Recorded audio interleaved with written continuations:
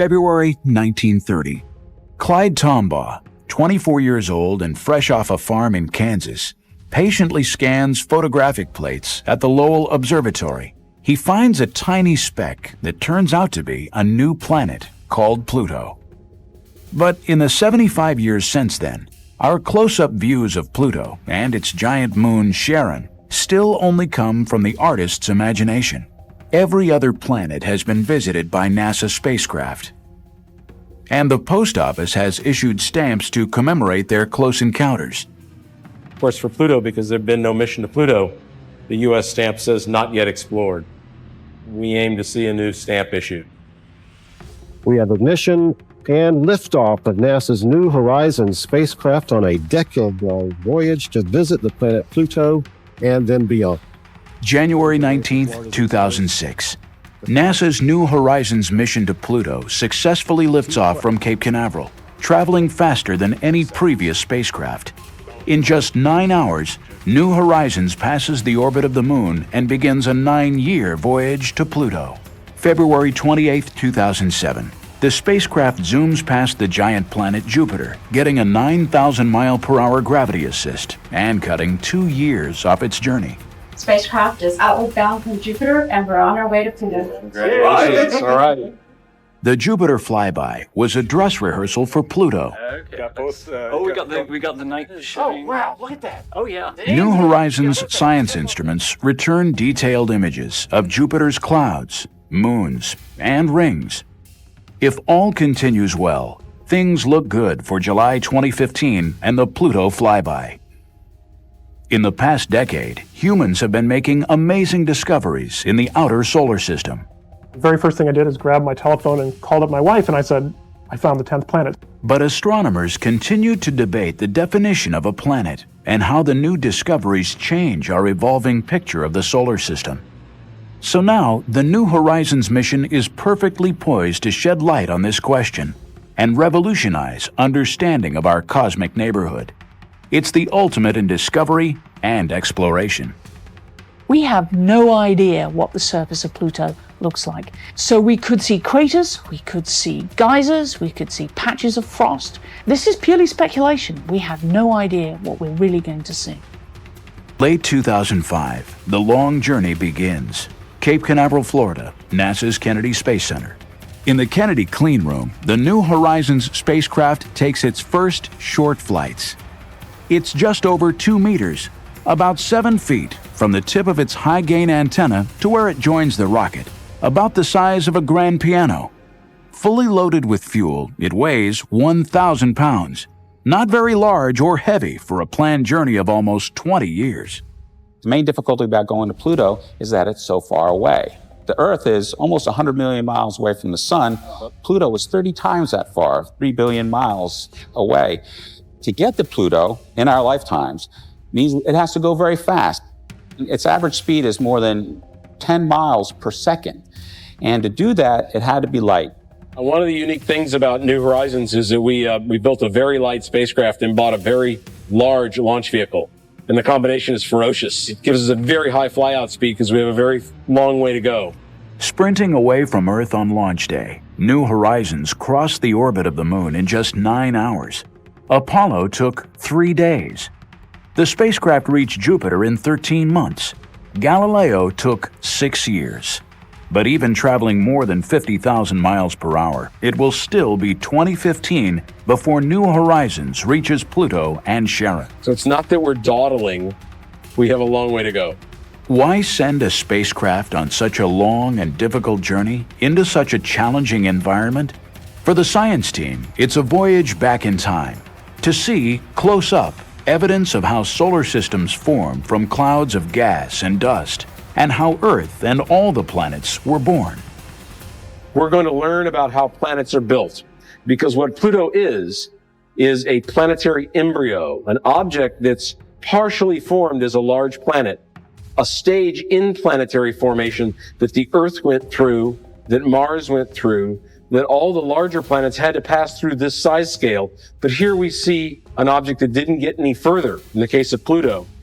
The National Academy of Sciences rated this mission to Pluto and beyond the most important planetary mission of the decade. That's because New Horizons could rewrite everything we know about the planets of our solar system. And if you think about the solar system, the so-called terrestrial planets, they're rocky objects in the inner solar system, Mercury, Venus, Earth, and Mars, have a lot of similarities. Then you step out a little bit further and you get into what are called the gas giant planets. These are huge objects which are dominated by large amounts of molecular hydrogen and helium gas. And that's Jupiter, Saturn, Uranus, and Neptune. And that was it. We sort of stopped there. And then there was a little misfit Pluto at the outer edge of the solar system. Poor little Pluto, all on its own. Then in the 1990s came a series of discoveries that changed everything. Researchers found more and more icy objects in a massive region of the outer solar system known as the Kuiper Belt. And once we discovered the Kuiper Belt, everything sort of fell into place. The understanding that, in fact, Pluto and Charon are members of this other class of objects called the ice dwarfs. And in fact, we think that these ice dwarfs are the most populous class of planetary body in our entire solar system. That tells us, from that respect, Pluto's not special. It's got lots of company out there. Ice dwarfs aren't just far out there. In the early days, 4 billion years ago, they may have had a role in shaping Earth and bringing our planet the materials of which we're made. The collisions within the Kuiper Belt produce the short-period comets, which then fall in towards the sun and bombard the Earth, sometimes bringing some of that raw material from which life formed and some of the water that's on the surface of the Earth. This information about the Earth's birth isn't available anywhere else. So the key part of that big puzzle of how the solar system formed will come from looking at Pluto, understanding its nature, what it will imply about its formation, how it came to be, and everything about it. Coming up, with New Horizons safely on its way to Pluto, find out what sophisticated scientific instruments are on board to unravel Pluto's mysteries.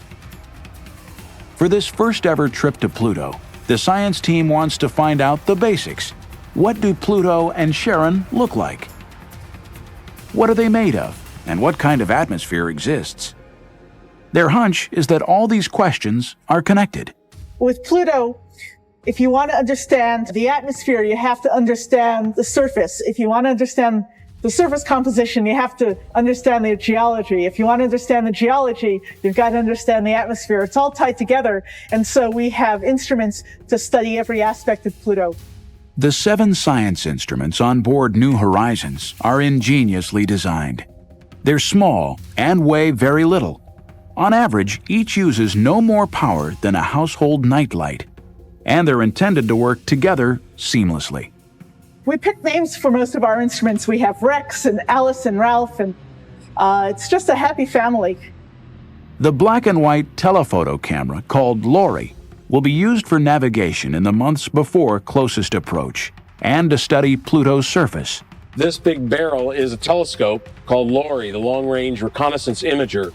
It's our biggest, most powerful camera in terms of resolution power. The cameras are key. For over 60 years, Pluto remained little more than a dot, as small and dim as a walnut seen from 30 miles away. In the 1990s, even the Hubble Space Telescope showed just a blurry surface. And this true color image is the best we can do with Hubble and advanced computers. Pluto clearly has a varied surface, but whether these are mountains or craters or polar caps remains a mystery. That's where New Horizons wide-angle camera comes in.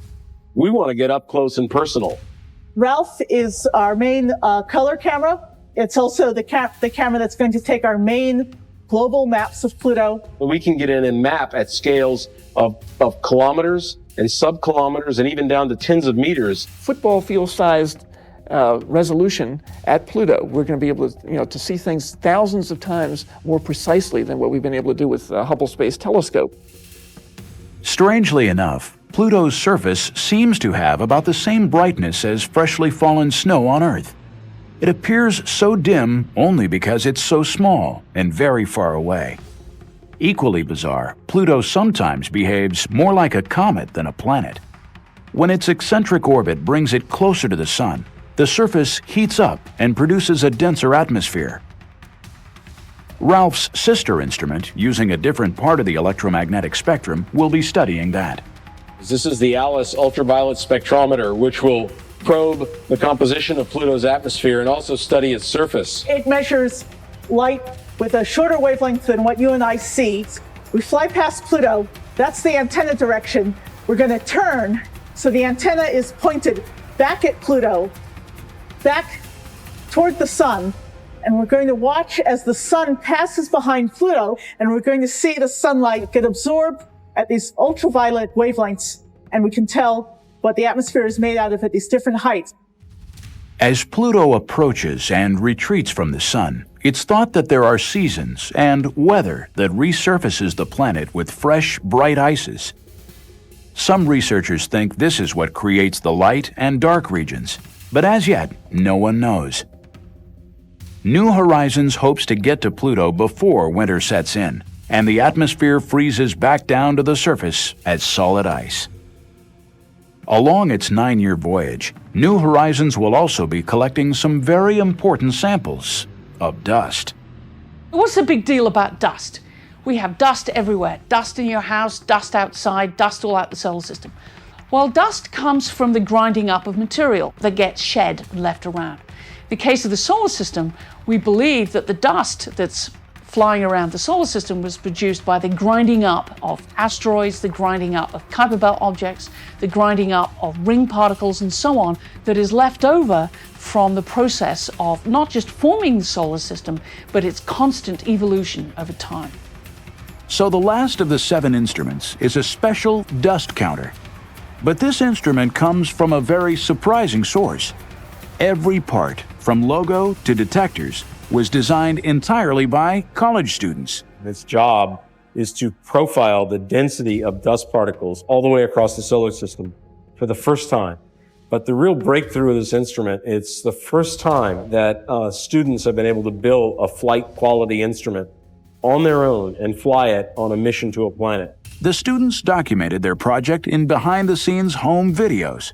Our final instrument will have 12 of these dust detectors all lined up on a panel about 0.1 meters squared. Till now, no dust counter has gotten data farther out than 18 times the distance of Earth from the Sun. Design specs from the SDC are twice that and more, lasting decades, traveling billions of miles, surviving temperatures near absolute zero. Even though it's a student project, the dust counter is every bit as robust and serious as the other instruments on board. The students faced review boards of veteran scientists and engineers as part of the design process. Together, the 7 science instruments are the most powerful set of detectors ever sent on a first flyby of any world in our solar system. But making sure the Pluto flyby is successful meant a race against time to launch in 2006. And before they could ship the spacecraft to the Cape, the hardware and the science instruments all have to go through a rigorous test program. For this mission, keeping on schedule was critical. It's also important that we get there as soon as possible because Pluto does have an atmosphere right now, but it's moving farther and farther away from the sun, and at some point that atmosphere is going to freeze out. Although meeting the target launch date is critical, so is making sure that all the hardware works together like a finely tuned machine. One builds a spacecraft, you build the individual boxes and instruments first, and they go through their own tests, both functionally and then environmental tests. And that's sort of equivalent to the members of an orchestra, each tuning up. But once you build it as a spacecraft, once you've assembled it, then you're playing the symphony. And that's what we've been doing. We've been testing it as a system. And then we test it again, and then we test it about 5 more times. Once we launch this, we can't go after it with a screwdriver. We can't go fix anything that isn't working. And the test program, the full-up test program, is more than a year long. A big part of the testing that gives us confidence that it's going to work in flight is the environmental testing. So we put it into an environment that's pretty much exactly like it's going to see on its way to Pluto and at Pluto. That includes a thermal vacuum tank where we put it in this big tank, we pump all the air out, it's in a vacuum just in space, Then we heat it up and we cool it down, just as it's going to see when it's actually in flight. And it's not just the extreme cold that engineers test for. The launch itself puts huge stresses on the spacecraft. These rockets, they're gigantic. They shake. They shake a lot. If you've ever seen a paint shaker at a hardware store where it mixes the colors into the paint, that's exactly what the spacecraft is going to go through during launch. One of the things we do is we put the whole spacecraft on a gigantic vibration table, a paint shaker, and shake it. And then test it after that, and shake it again and test it again. Test phases at APL and Goddard have been very intense. We're running a 7-day-a-week, 3-shift-per-day operation. Nothing was easy. Even getting to Andrews Air Force Base meant fighting traffic. Leaving home for Cape Canaveral and the final critical months before launch, the engineers in charge were a little nervous. This is definitely high on the stress level curve. Getting the spacecraft moved from, Columbia, Maryland, all the way down to the Cape is pretty tough. Like packing for a long trip, everything you need must come along. Test equipment, spares, tools. Everything we're doing is the last time we do it. We want to make sure every bolt is exactly tight, fastened correctly. Everything's been assembled, tested. The records are kept properly because there's no going back. This is a flight build. Saturday, December 17th, 2005. Spacecraft and third stage, in its closed-up fairing, like a giant fragile egg, are placed on top of a huge transporter. With 9 axles and 81 wheels, it's able to raise and lower itself to roll over bumps and up and down slopes without tilting the cargo. Working round the clock, they arrive at Pad 41 before dawn. 75 years after the discovery of Pluto, 17 years after a mission was first proposed, the dream of exploring the 9th planet was now only weeks from launch. For most people on the project, in a sense, this is the end because it will be built and launched and on its way. But for the science team and the operations team, this is the beginning. This is where we begin the journey. Like a ship, we launch it.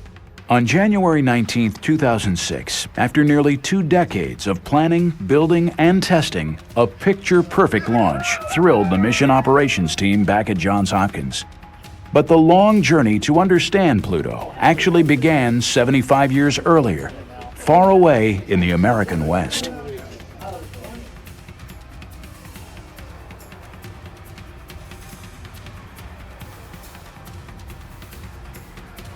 The story of Pluto's discovery begins here, Flagstaff, Arizona, the Lowell Observatory. Named for its founder, Percival Lowell, a rich Bostonian who was fascinated first by the possibility of water and life on Mars, and then by the search for Planet X, an undiscovered world out beyond Neptune. Pluto was discovered here, and the observatory remains a center of Pluto research today. Astronomer Mark Buoy personifies the ingenuity and persistence it takes to study Pluto. Part of why I like Pluto so much, because it's a cold, icy place. Buoy's role on New Horizons is to help find targets far out in the Kuiper Belt, where the spacecraft will travel after it has flown by Pluto and Charon. This homegrown instrument, named Mimir after a Norse god of wisdom, will be placed on ground-based telescopes to study ices on Pluto's surface before the spacecraft gets there. For 2 decades, Buoy and colleagues have used the best instruments available to map the planet. In the mid-90s, he and Alan Stern collaborated in using the Hubble Space Telescope to make the first direct images of Pluto's surface. Hubble has revealed the first glimpse of Pluto for the first time. And it's exciting to Mark and I and to our whole scientific team to be able to see this object that no humans really could glimpse as a real planet, as a real object in the solar system previously. In 2002, astronauts placed the new Advanced Camera for Surveys on board Hubble, and Buoy now had data for a new map. I think this map is probably the best the best map we're going to get prior to the spacecraft getting there. Pluto clearly has dramatically varied geology, though the images are still mysterious. But what a transformation from the dot of light that was Clyde Tombaugh's first sight of Pluto 3/4 of a century earlier. 75 years to the exact day and time, Observatory Director Robert Millis shows us how the discovery was made. 75 years ago, Clyde Tombaugh sat at this machine and became the first person to ever see the planet Pluto.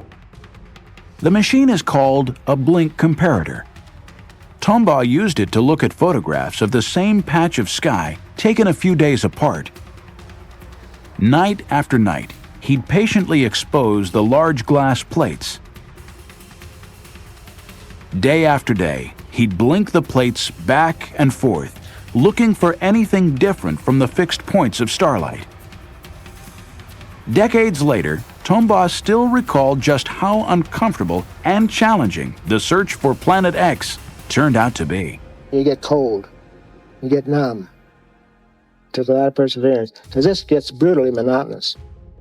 Blinking back and forward, Tombaugh was looking for anything that shifted position. The only means you have identifying a planet is got to be small, it's like a small star image. The only clue you have is it shifts position with an interval of a few days in a night's time. That's the only clue you have. So you've got to see all these star images, hundreds of thousands of them, to see if any of them shift position during the interval between the first and second plate. That small movement was just what Tombaugh saw on February 17, 1930. The arrows were added to show its position a few days apart. It was just what Lowell and Tombaugh wanted to see, a distant planet. After some debate, an English schoolgirl, 11-year-old Venetia Burney, came up with the name Pluto, god of the underworld. PL, of course, were also Lowell's initials. By studying the motion of that dim and distant dot of light, astronomers discovered a Pluto year, the time it takes to move once around the Sun, was equal to 248 Earth years. The angle of its orbit, seen here in silver, was steeper than any other planet. Its distance from the Sun also varied more than any other planet. For 48 years, that was all anyone knew about Pluto. Then, in 1978, astronomers Jim Christie and Bob Harrington analyzed new plates taken at the U.S. Naval Observatory in Flagstaff. Christie noted an elongation of the planet to the north. 1 month later, the bump had disappeared. Blink the images back and forward just like Clyde had done, and you see the bump is moving. Their conclusion? Pluto, like Earth, has a moon. Christie suggested the name Charon after the ferryman of Pluto's underworld in Greek mythology, but preferred to pronounce it Charon, more like his wife's name, Charlene. From the motions of Pluto and Charon, astronomers could work out that the moon was almost half the size of its planet, so large that both objects spin around a central point, their mutual center of gravity, outside Pluto. Pluto and Charon were the first binary planet known in our solar system. Using the basic physics of their orbits and their distance from each other, astronomers were able to calculate their mass and size. Pluto was smaller than our moon, about 1,500 miles in diameter, and had only 1/10 of its mass. Pluto and Charon together would barely stretch across the continental United States. From its size and orbit, astronomers estimated that Pluto is perhaps half rock and half ice. That makes it one of the largest of a whole new class of objects, the ice dwarfs, living out in what's known as the Kuiper Belt. This region is named for Gerard Kuiper, a leading mid-20th century planetary astronomer. Kuiper suggested that the solar system didn't end with Neptune and Pluto, but that there should be a disk or belt of other worlds somewhere way out there. In 1992, from a mountaintop in Hawaii, David Jewett and Jane Liu found the first Kuiper Belt object. They were using new and highly sensitive CCDs, like the sensors in a modern digital camera. But their technique was essentially an updated version of Tombaugh's work. Take carefully registered images of a patch of sky and see if anything moves against the distant stars. This one, QB1, did just that. Jewett and Liu had found the first Kuiper Belt object. It was just a few hundred kilometers across, about the size of an asteroid. In 2002, Caltech astronomer Mike Brown and colleagues found a Kuiper Belt object half the size of Pluto.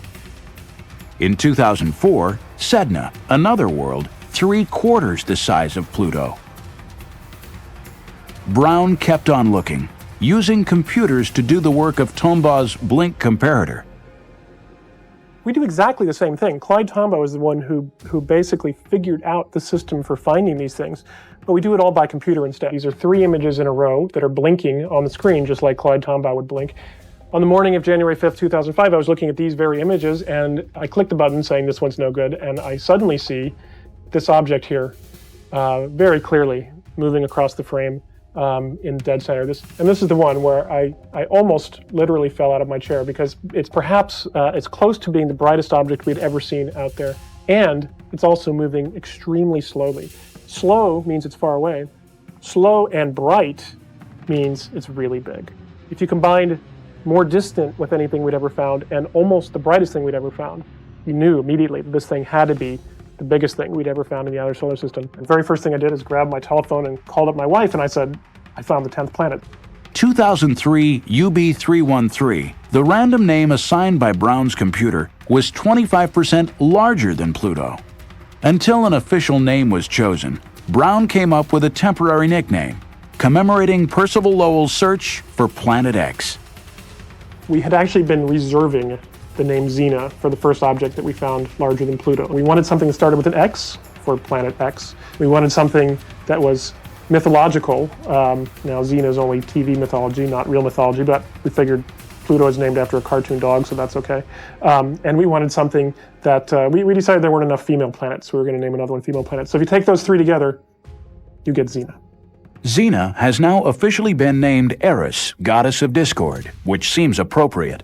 Some astronomers argue that Pluto and Eris, as Kuiper Belt objects, should not be classified as true planets. Others disagree. In August 2006, in a controversial decision, the International Astronomical Union reclassified Pluto, Charon, and Eris as dwarf planets. But Mike Brown thinks the new findings far out in the Kuiper Belt only make the New Horizons mission more exciting. Pluto is the closest member of this new class of objects we're finding. The next best thing to studying all of these objects out there is to go look at some of the big ones. Go look at Pluto. It's not the biggest one out there, but it's the closest really big one that we can learn a lot about. So I think that going to Pluto is much more exciting today than it was even a year ago. In 2005, Hal Weaver and Alan Stern used the Hubble for another close-up look at Pluto and Charon. We wanted to know everything that could possibly be along our path as we're going through the Pluto-Charon system. The result was an historic and astonishing discovery. This was just incredible. In fact, it was so incredible we almost didn't believe it at first. They saw 2 small, dim moons where only Charon had been known before. It would double the excitement of the close encounter. We get 4 for the price of 2. Instead of having just Pluto and Charon, we now have another couple of exciting moons to investigate. Pluto is an even more interesting place than we imagined.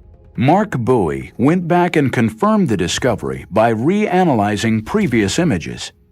He made this true color portrait of Pluto and Charon with the newest moons, Nix and Hydra.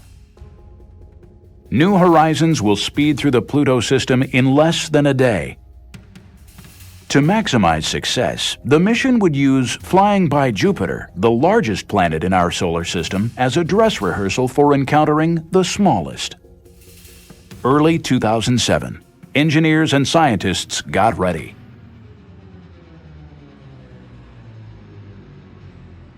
Unlike missions that go into orbit around their target planet, New Horizons is traveling so fast there's no practical way to slow down. After a 9-year trip, closest approach to Pluto and Charon will flash by in less than a day. This is going to be incredibly nerve-wracking. As we do the encounter, we get one shot. at flying by Pluto.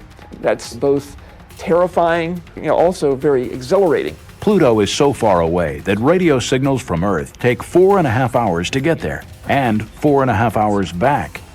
This 9-hour round-trip light time means computer commands for every aspect of the encounter, from navigation to operation of the science instruments, must be programmed, tested, and uploaded ahead of time. It's very scary to build a spacecraft and then launch it and not get any data for 9 years.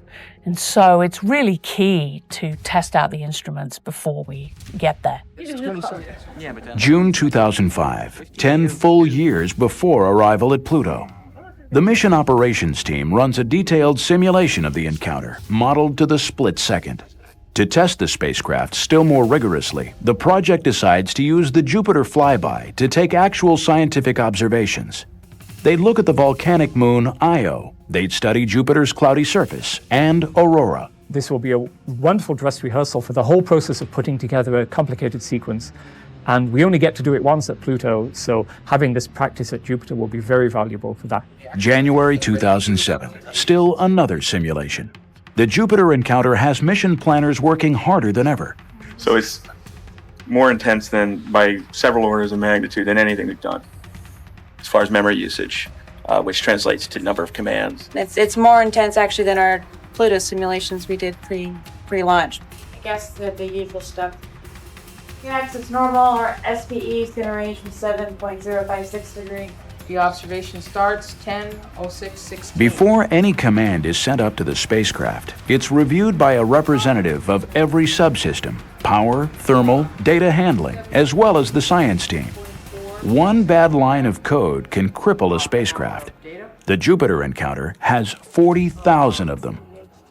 Every command is run through a series of computers, identical to those up in space, except that this New Horizons mission simulator is safely on the ground in Maryland. February 28, 2007, 45 minutes after midnight GMT. New Horizons closes in on Jupiter. Hours later, scientists and engineers gather at the Applied Physics Laboratory for what they hope will be the first post-encounter transmission from the spacecraft. Mission managers coordinate with researchers across America.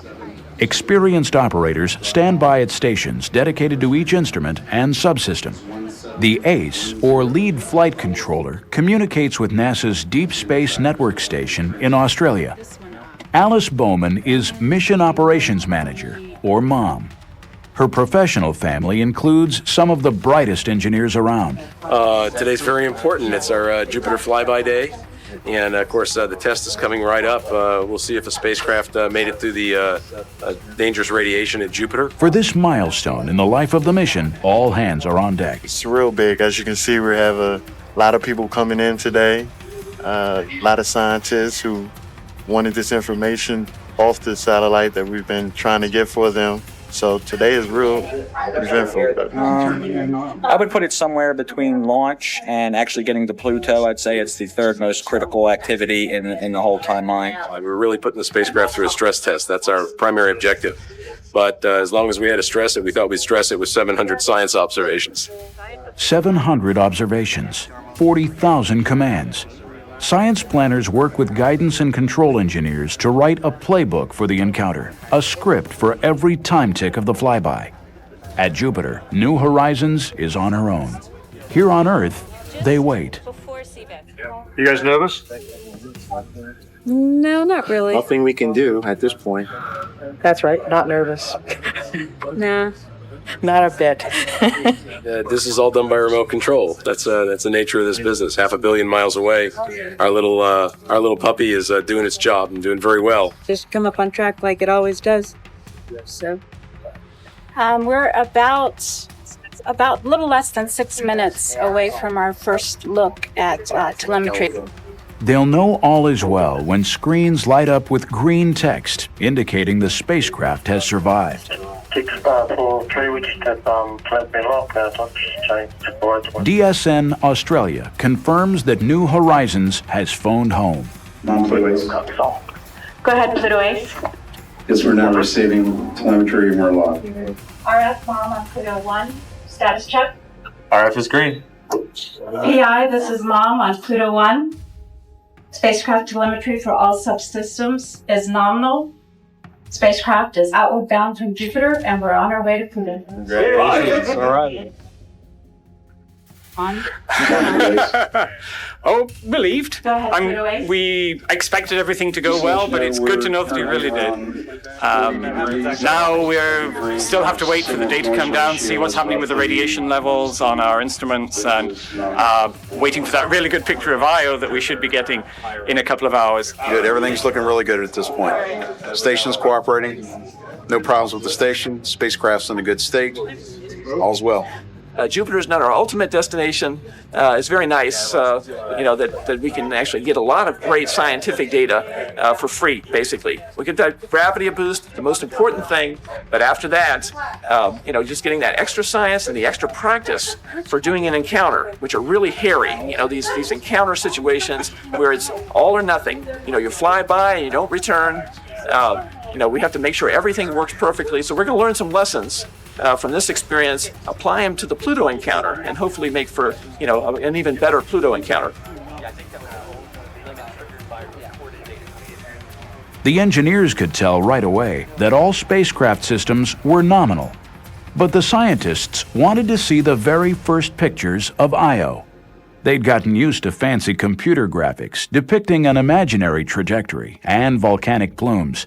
But the actual images just in from Jupiter would determine scientific success or failure. Yeah, this is the highest resolution image of Io with its spectacular plume, we hope. Like Clyde Tombaugh decades earlier, they hoped for discoveries. Data/flight, right, Howard? Oops.